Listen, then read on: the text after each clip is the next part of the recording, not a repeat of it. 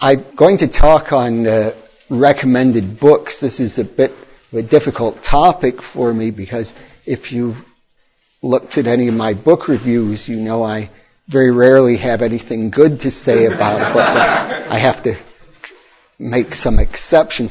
I remember one time, it was in a meeting of the Southern Economic Association, 1998, my friend Jim Sadowski asked me to be on a panel. It was a kind of small group. I looked out into the audience and I saw sitting together about 6 people.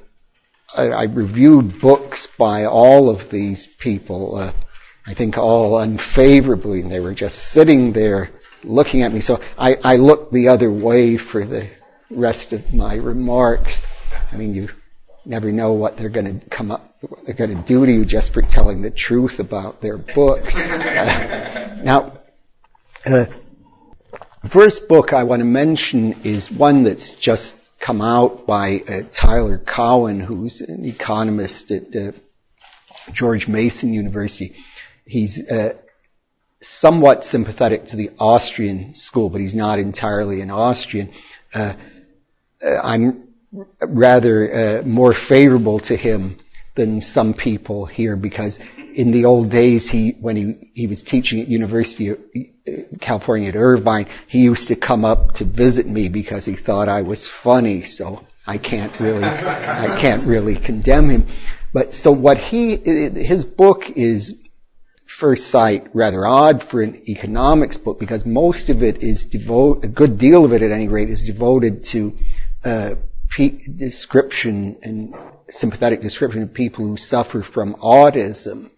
And its relation with subject to economics, I think is that he thinks autistic people tend to perceive the world conceive the world and perceive in interesting, important ways, that they're able to see certain details that other people don't. And one aspect I think that I wanted to recommend in this context is that, as you may know, one of the most influential criticisms these days of the free market is given by the behavioral economics movement, such as there's a book that I also reviewed, not very favorably, by Richard Thaler and Cass Sunstein, called Nudge. And the basic thesis of these behavioral economics people is that people make mistakes either in reasoning or in their emotions. People are really unable sometimes to get what they really want because of conceptual or other problems. So it's justifiable for the state to intervene or to interfere with them in some ways, because if they do that, they're not really doing anything that against the people's their real preferences. They're just helping them better to achieve these preferences. So it's what the Thaler and Sunstein call Libertarian Paternalism. So Cowen has a quite subtle critique of this movement. What he says is that we should be very careful about saying that someone has made a mistake in reasoning or is doing something irrational, or that it may be the case that they have a different system of classification. What they're doing makes sense within that, their own system of classification. And even if it turns out they have made a mistake, that still may be an inevitable part of some system of classification they have that is working for them. It may be that, say, we have, just from the way we're devoting our time to various matters, it may turn out that we don't always have the time to reason in a perfectly correct way, but this makes sense. And he suggests that as particularly the internet and other electronic means of communication, which he knows a great deal about, I don't, since I'm technologically illiterate, but he says that as these spread, people will be able to develop more and more individualized ways of dealing with the world, and he thinks by doing this, they'll be able to overcome these problems that the behavioral economists have called attention to, where it's claimed that people tend to be irrational in certain ways. So he said, no, we don't have to resort to the state to come in and try to correct these, and then we have all sorts of problems. We did this. Instead, we can rely on people to come up with their own individualized ways of dealing with these matters. Now, there is one danger in, I think, in Tyler Cowen's book, that he tends, in my view, to a too subjectivized view of the world. As if there's no, some extent, as if the real world, the external world doesn't matter in some sense. It's really what's going on inside your mind that's the important thing. And one illustration of that in one part of the book, I always say I like to give page numbers. If I don't remember them, I just make them up. Hope nobody has the book, but I think it's around page 142 of his book. He has a criticism of Robert Nozick's famous experiment, the experience machine, where Nozick asks us to imagine a machine that, if we're hooked up to it, could give us any experience that we wanted. We just decide what we'd like, kind of experiences we want. This machine will program them, so we'll get them, and it'll seem to us when we're in the machine that we're actually living in the world, but we're not.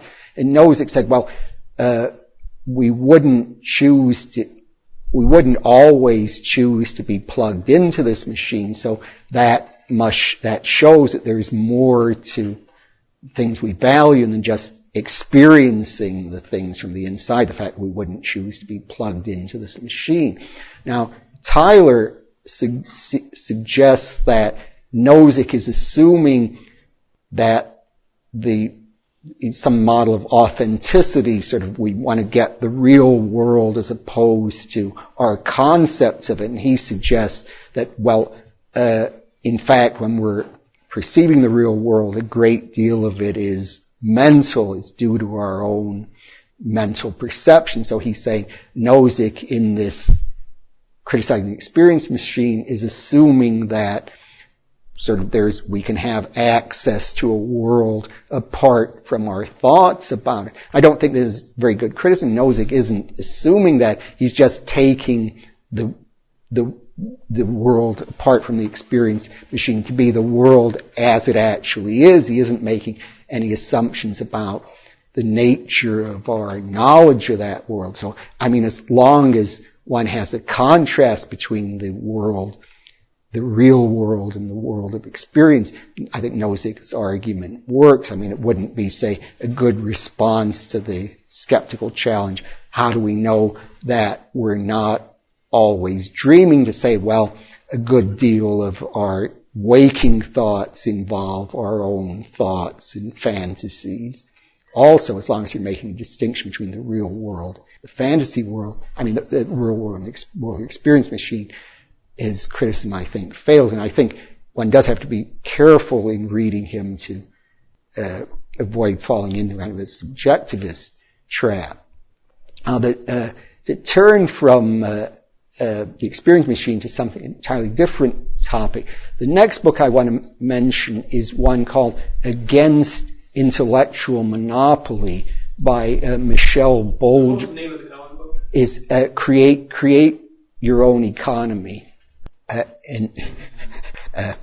Only for the individual, though, central plan. All right, so the one by is Michel Boldrin and David Levine, and it's called Against Intellectual Monopoly. Now, what they're concerned with is patents and copyrights. Remember, Stefan Kinsella was talking about intellectual property in a lecture earlier this week, but they don't approach the subject from the point of view of rights theory. I think the authors are sympathetic to libertarianism, but they're not natural believers in natural rights. But their book very strongly supports the view that Stefan Kinsella and others, recent libertarians, have defended, that there shouldn't be patents or copyrights. And some of the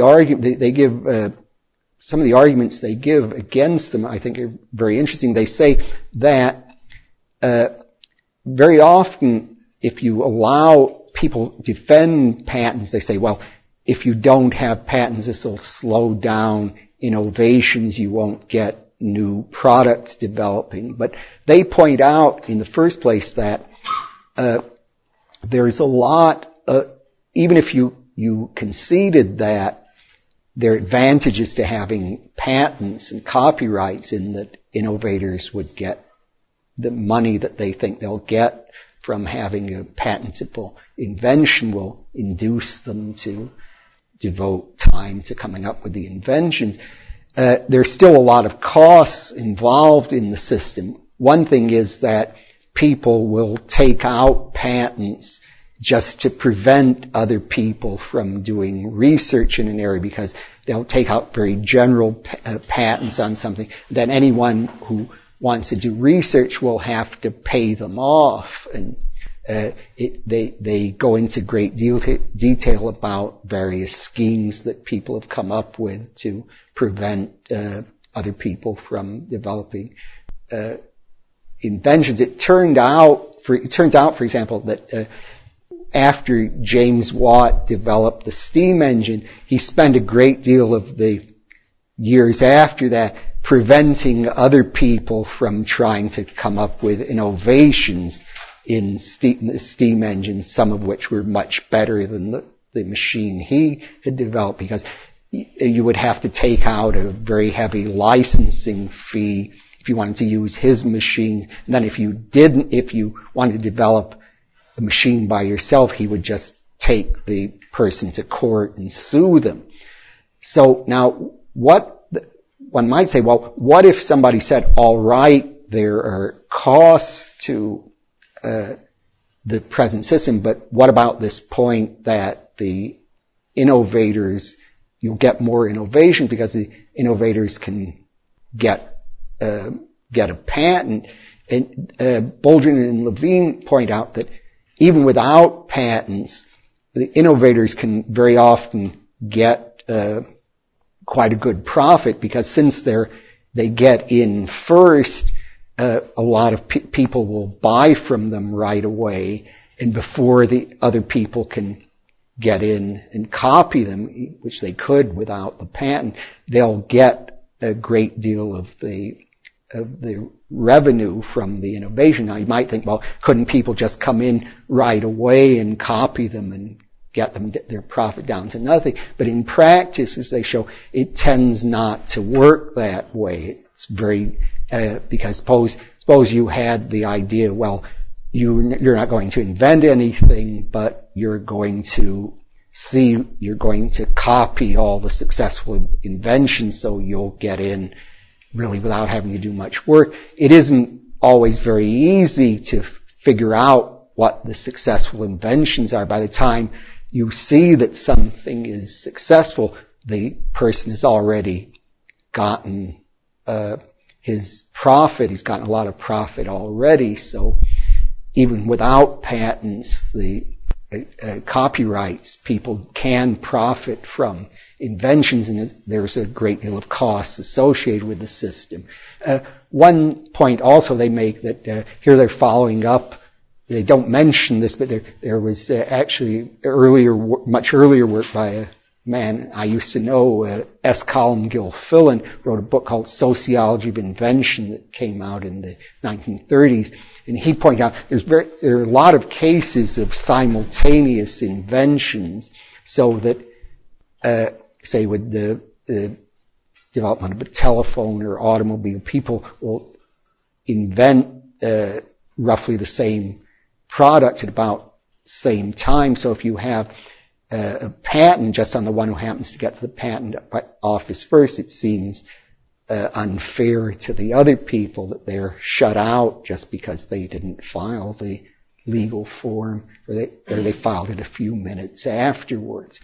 So after these books, and now see these, the ones by Cowan and Boldrin and Levine are somewhat describing the free market, but we now have, I think, the interesting historical question: if the free market is such a good system, how is it that at the present time we're in a very interventionist system?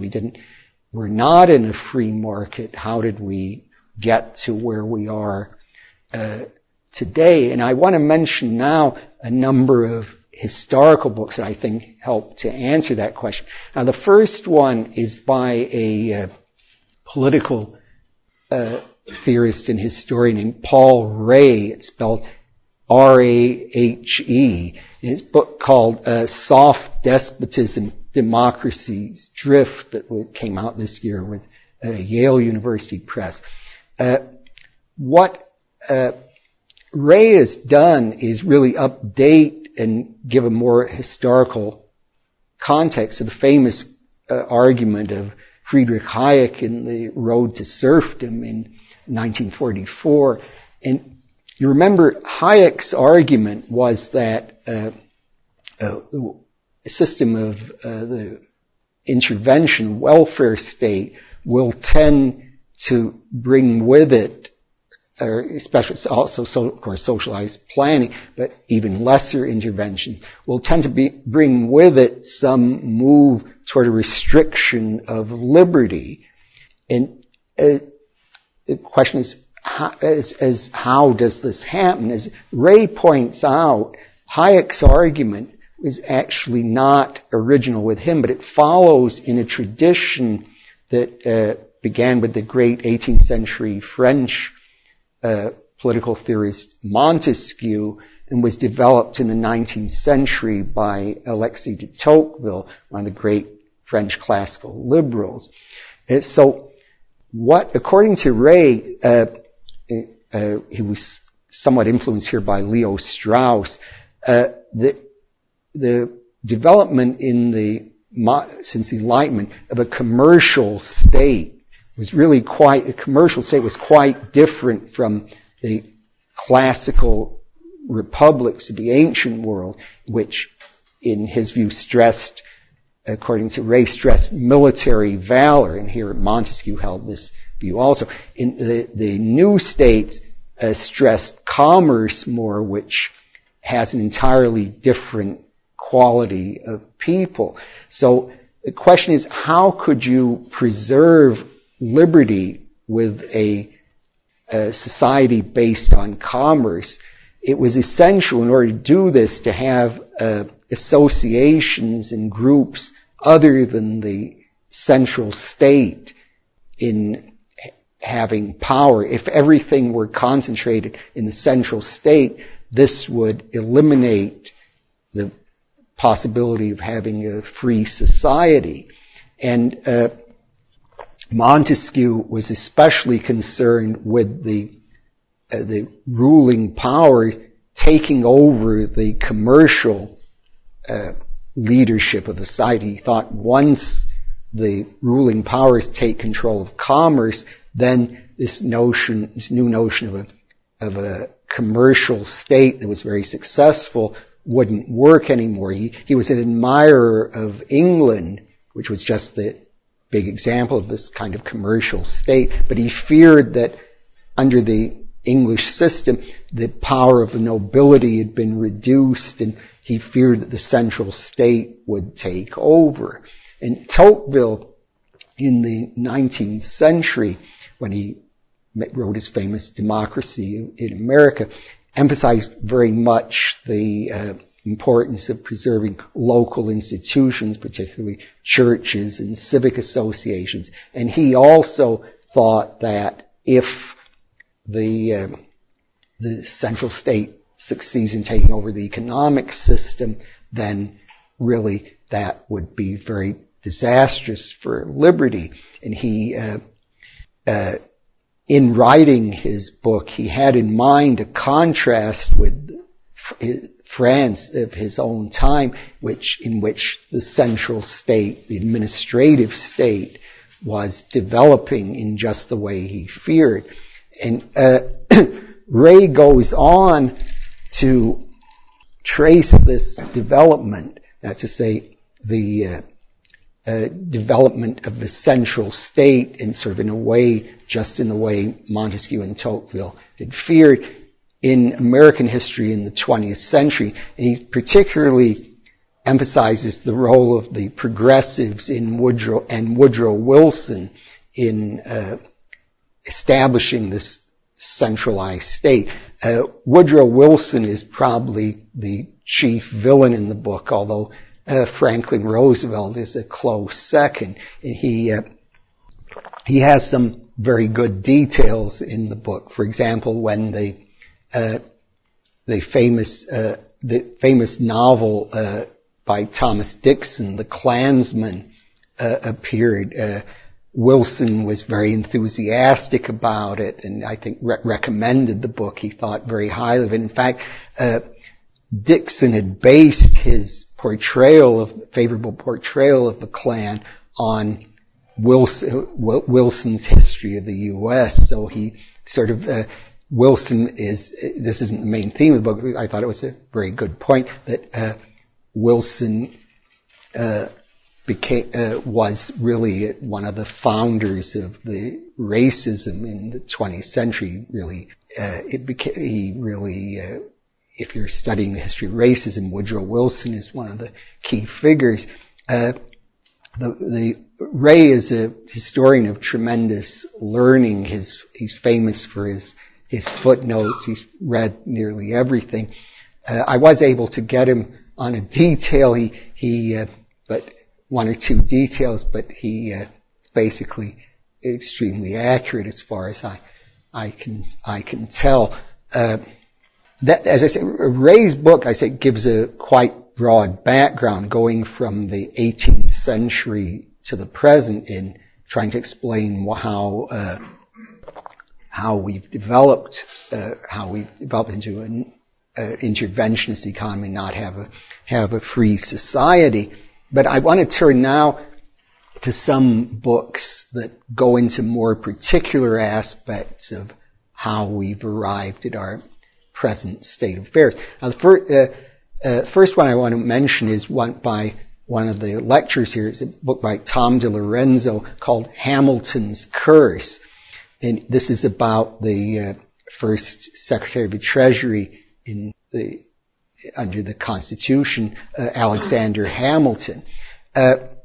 Now, Hamilton, according to Tom DiLorenzo, really established the basic pattern of subsequent administrations, the ones that have been interventionists, which was almost all of them except those in the Jeffersonian tradition.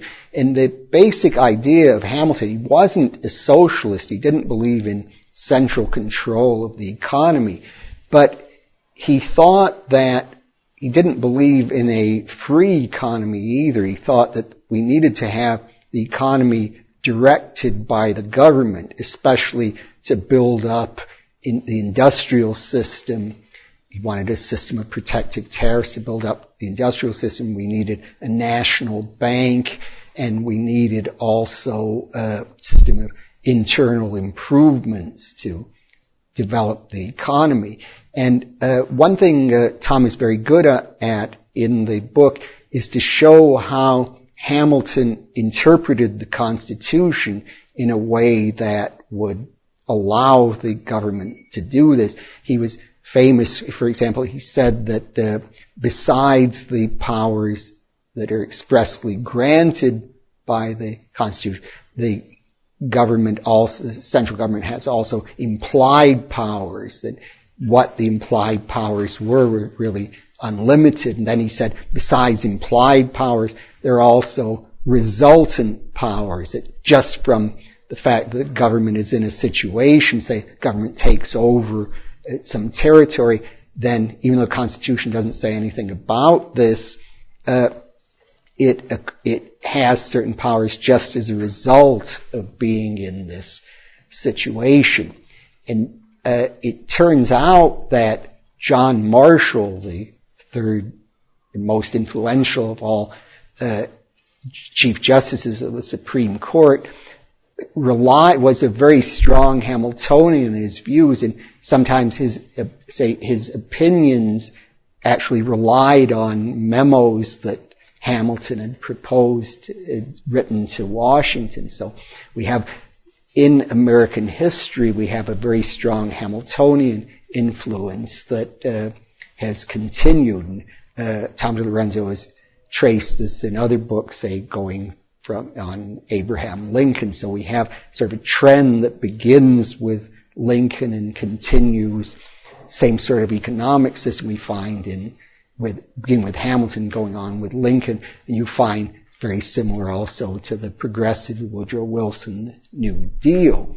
Now, the next book I want to mention is also by one of the lecturers here, who's not only one of the lecturers, but he's here in this room. I guess he wanted to make sure I mention his book. And this is by Bob Murphy. It's called A Politically Incorrect Guide to the Great Depression and the New Deal. Now, this is an extremely important book because in the economic crisis today, people always point to the New Deal and they'll say, well, look, capitalism failed to deal with the 1929 depression, so we can't just let the free market operate by itself. We need to have all sorts of government intervention. I think one of the great value of this book is it shows that that's precisely the opposite of the truth. Now, what Bob Murphy does is he gives a very clear exposition of the Austrian theory of the business cycle. And I think this you've heard a lot of in previous lectures, so I won't go into it. But one of the points I think is that he he emphasizes very much, is that you can't bring real resources into existence just by monetary expansion or bank credit expansion. And the real problem of the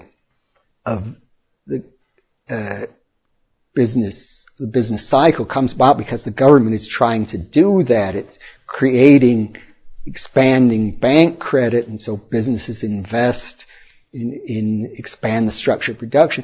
But then it turns out that there are no real resources available, given the time preferences of the consumer. So these projects are going to fail.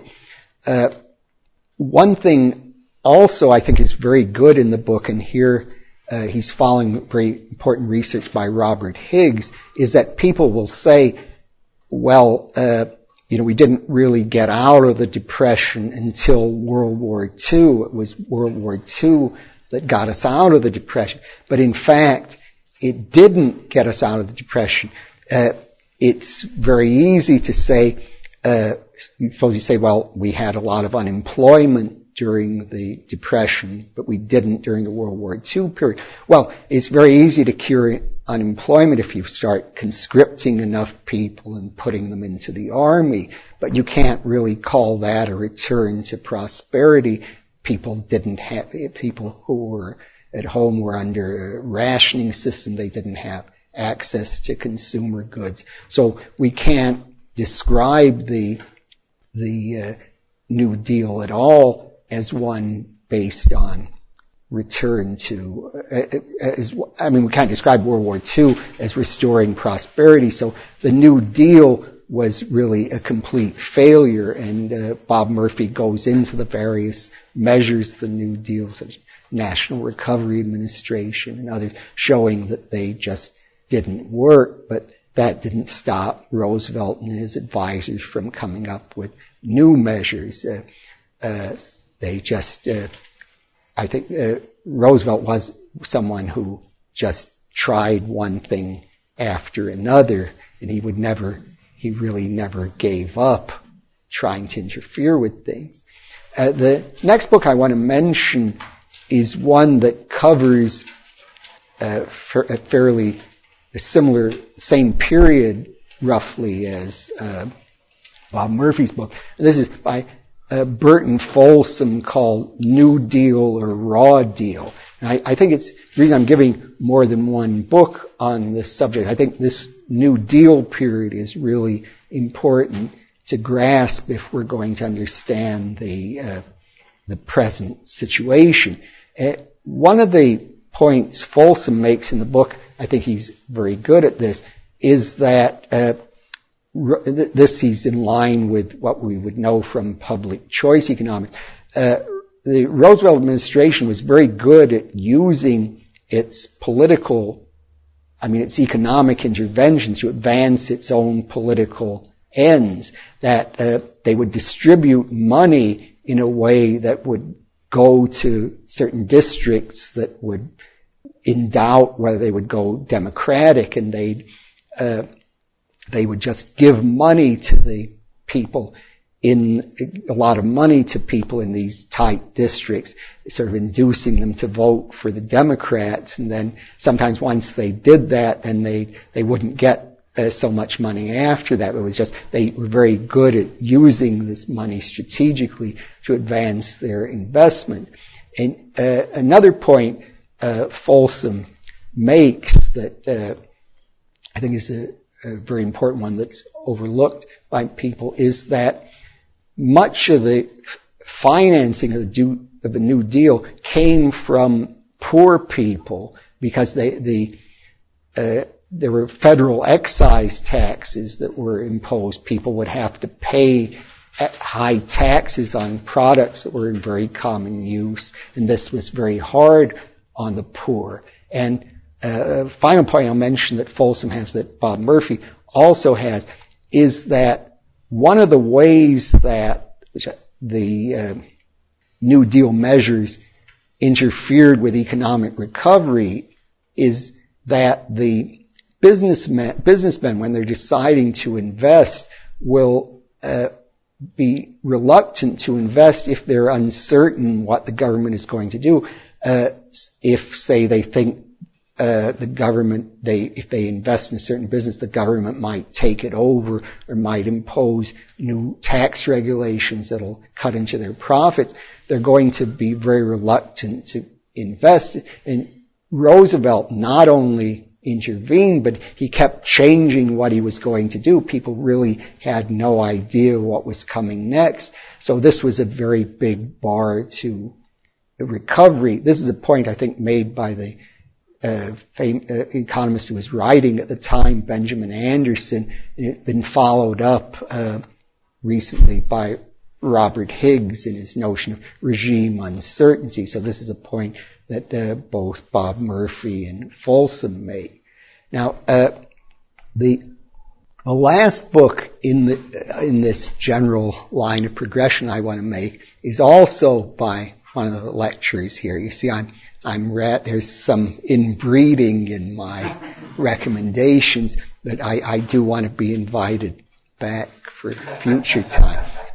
So this third book is Meltdown by Tom Woods, and this the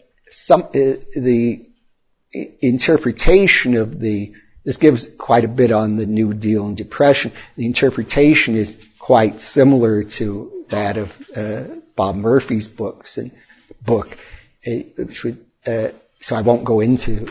I don't need to go into what he says about the Depression, but what he's interested in doing is applying Austrian theory to our present situation, the current crisis with Obama and his policy. So he's saying, well, given what we know about the Austrian views, what should we do now? Now, of course, the correct answer from an Austrian point of view is the government really shouldn't do anything. All it has to do is, when we've had the malinvestment or overconsumption, the bad investments need to be liquidated, so the government shouldn't try to get in the way of this by having a further credit expansion. Now, one thing I think Woods is particularly good on is people will say, well, look, if the government does that, well, what would happen then? We'll just have prices spiraling downwards. People will never spend again. And this isn't one thing. I think Woods is a very good historian. He points out, he shows that this hasn't been the case historically.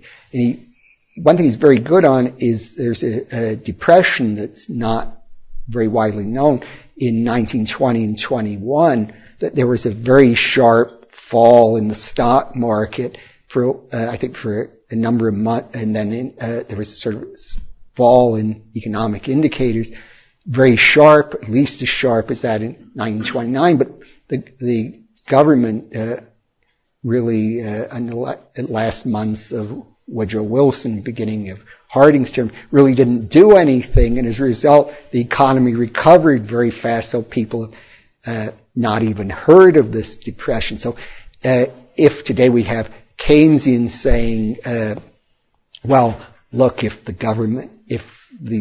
we follow these crazy Austrian views that the government shouldn't do anything, then we're going to get into all sorts of, we're going to be in depression permanently. The historical experience doesn't confirm that. It's quite the contrary. One thing also Wood suggests is a return to the gold standard, and he quotes Schumpeter on this point, that regardless of various theoretical weaknesses that non-Austrian economists have claimed exist in the gold standard, at least we know in the gold standard there won't be, it precludes government interference in the economy. So this is a very good thing so this is a very good remedy for some of the present problems. I should mention also, when I was mentioning this problem of the Keynesians raise of prices spiraling downwards, Bob Murphy has a very good treatment of that in his book. I don't want to think we should neglect that. Now, I've given several books on the historical aspects of our present crisis. I now want to turn to a couple more philosophical books. Now, one, again, I'm going to continue my pattern of mentioning people, lectures here. The next book I want to mention is an anthology edited by Roderick Long and Tibor Machan, called Anarchism, Minarchism. As you know, one of the big disputes in libertarian theory concerns the minarchists who think we need a minimal state, sort of a state that would enforce law and order, justice and defense, and the anarchists who say, no, we don't need that, we can get along just with voluntary protection agencies, we don't need a central state.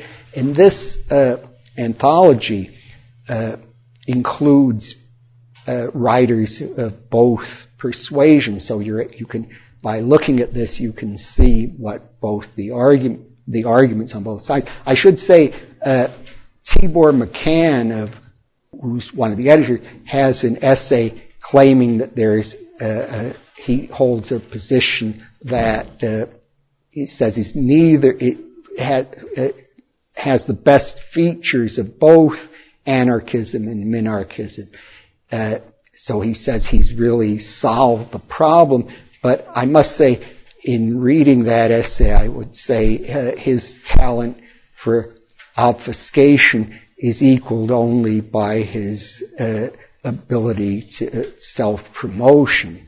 So, and that's saying a great deal, I can assure you. But in the talented artist. Well, I mean, it expresses certain talents at any rate. But I wouldn't give any using biblical talents to pay for it.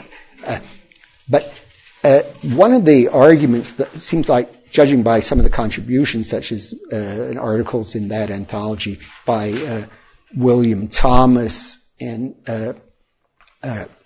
J. Roger Lee, one of the principal arguments of the minarchists is they say that in order to have a society, we need to have a legal system. There has to be some sort of definition of rights that people have before we can have a free market. It wouldn't make sense to say, well, suppose I want to trade this glass of water for, let's say, that clock on the wall that doesn't work. Suppose I said it wouldn't make sense to do that unless we had some definition of who owned what. We can't just start doing everything by the free market. But I think as the anarchist contributions such as Roderick Long and John Hasnas point out, it doesn't at all follow from the fact that we need some system of legal rights that we need this system to be enforced or defined by a monopoly agency. There's always, I think, as Roderick points out, we always have different competing elements in any society, any legal system. Now, there's also a very interesting essay by Charles Johnson in the book arguing that if you take a natural law position, there's really no room for a state to make law. Sort of all the laws will really be defined by the correct legal code. He raises various objections to this thesis and tries to deal with them. Now, the next book I want to mention is one that is by one of the contributors to that anthology, Ion Scoble. And this is a book called Deleting the State. And now what Scoble argues is that the libertarians who think that the state is necessary would, if they could, do without it because they realize that the state is interfering with what people would voluntarily want to do. People would, if you have a minimal state, you're saying that people can't set up a voluntary agency and protection agency competition with the state. So it would seem prima facie from a libertarian point of view that's objectionable because you're saying that people can't engage in some voluntary activity that they want to that doesn't appear to be violating people's rights. Why shouldn't you be able to set up a voluntary protection agency if you want to? So, according to Scoble, the reason minarchists think that we nevertheless need a state is that they think that without a state, people will just start fighting each other. People will just not be able to reach agreement. Will be in something like the state of nature described by Thomas Hobbes. And Scoble calls this the Hobbesian fear. So he said libertarian minarchists are motivated by the Hobbesian fear to compromise their strict adherence to libertarian rights. So the good news, according to Scoble, is that the Hobbesian fear is not based on reality. People would be able to settle disputes through voluntary means, and in his argument for this relies on certain work in game theory. He's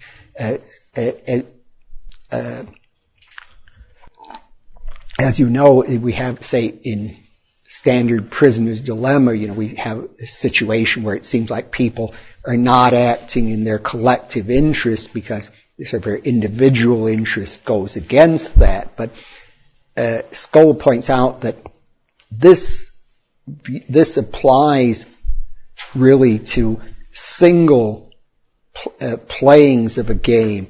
But if you have an iterated game, let's say you're playing the game a number of times with someone, then cooperative strategies come to the fore, so you don't have the problem anymore, or not, at least not to the same extent, that people will start fighting each other or choosing situations, choosing policies that will lead to discord. He uses analogies from game theory to try to promote this. There's some problem, a couple problems with his argument that it's just one within game theory. He should mention it's only iterated games where you don't know the number of games you're playing, that you can have these cooperative strategies. Otherwise, you'll get into the so-called backward induction paradox, which I'll leave to Tibor Machan to explain.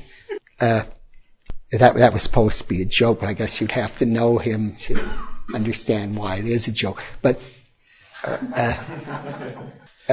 all right, so another problem is that it's not clear that the situation of people, say, that he's describing, really follows the strict situations in game theory. But I mean, it's not clear that these game theory models strictly apply to the situation he described, but I think they're nevertheless suggestive. Now, the one area in his book that I think he's completely wrong about is that he interprets Nozick's theory in Anarchy, State, and Utopia, first part, to be a theory of this class, of this Hobbesian. He said Nozick is somebody who compromises rights because of this Hobbesian fear. But if you look at the first part of Anarchy, State, and Utopia, that isn't Nozick's argument at all. I'm not going to go into the details of it, but I thought he got Nozick wrong. And in fact, when the publisher sent me the book as when he was considering for publication, and I recommended that they take it, but I said, he's got the section on Nozick completely wrong. So he didn't change it at all or say why he thought I was incorrect. And then, so when he published the book, I reviewed it and I attacked that section of it. I mean, if he's not going to pay attention to me the first time, I can't let it go. So subsequently, I heard he was upset that I said that, so I wrote to him, and he said he owes me a reply on why he thinks his interpretation of Nozick is the right one. But I so far haven't heard anything from him. But I don't think he will, because his interpretation is the wrong one. Take it from me. Now, the last book I want to mention came out also this year by Jeff McMahon, called Killing in War. It's published by Oxford.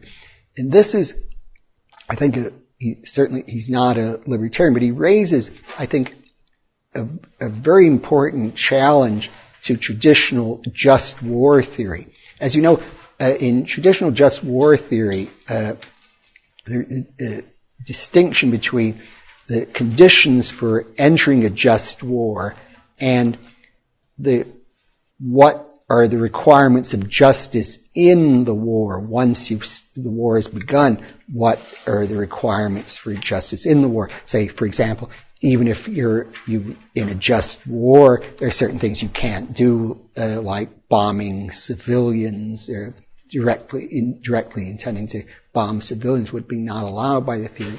But one thing the theory has held is that soldiers in a side that's not at war justly are not really responsible for what they're doing, as long as they observe the proper laws of war. So supposing, we say that the Germany in World War II was not engaged in a just war. So this theory would hold, as long as the German soldiers didn't commit war crimes, say they just fired back when the Allied soldiers were firing at them, or they just say when they were in battle, they just followed the rules, then they're not responsible for doing anything wrong. They're just doing what they're ordered to do. They don't have the right to, they can't just say if they're ordered to commit some war crime, well, I was just following orders. But as long as they're obeying the laws of war, that is an acceptable defense. So McMahon, I think, asks a very good question. Why should we think this? Why should we think that if he says, if you're unjustly attacking someone, or then you're not engaged in just war, then it seems like you're certainly violating their rights. You can't just say, well, being at war changes things, or being under the authority of a state changes matters. And he suggests that soldiers who are not fighting in a just war really are guilty of war crimes. It doesn't follow from that. In fact, he thinks, I think rightly, that they shouldn't in most cases be prosecuted for that, because that would just intensify the effect. That would have a lot of bad consequences. Say, as the people trying them would be the victors, we would have no reason to think the victors would be able to try them justly, knowing that they would be subject to these trials would encourage people not to resist or to refuse to surrender. It would be a very bad idea to actually try people, Walter Block to the contrary notwithstanding. But the important thing, though, is that if people realize that they have some duty to evaluate for themselves whether the wars that their state proclaims are just, it may have the salutary effects of encouraging people not to engage in unjust wars just because their government has decided that they should do so. McMahon also has some criticisms, views that say, well, if we're in a democratic state, then we have a reason to obey the government. He points out that, in fact, democracies such as the U.S. have undertaken many unjust wars, such as the current war in Iraq is a very strong example of it. So those are a few books. I think we have a few minutes for questions, but of course we all want to rush to the lunch line as soon as possible. Yeah. About government agents and general crimes. There's an argument I've heard which says if you compare, say, a private thief with a tax collector, even though they're committing the same criminal act, the fact that the vast majority of people in the population and illegals say the taxation is not fair means that the bureaucrat is less morally responsible because he may be proceeding under an error of knowledge. He's proceeding under an error of moral knowledge where he believes that that's not morally bad. Do you think that's... Well, I think there's something to that. I mean, that might be a mitigating factor, although we wouldn't want to say that a thief who held some sort of doctrine, he doesn't accept the property rights theory of society and started stealing things, would be excused from theft, say, just because he thought, well, in my theory it's all right to take money from rich people. I don't think we take that as much of an excusing condition. But I think there's something to what you say, but how much, I'm not sure. Anyone? Yeah. What do you think about the Black Swan? Oh, well, I'm afraid that's one I did a very short review of that book for a library journal. Now, I think it was an interesting book. That's when he suggests that sort of the standard probability theory doesn't pay enough attention to really unusual events. I think it has some similarities with the Austrian view where they're stressing uncertainty as well as calculable risk, but I don't know enough about probability theory really to give you, say, much helpful on that. I think from what I remember it was worth reading, but I don't know enough about it. Anybody else? Okay, thanks. Let's run for the lunch line.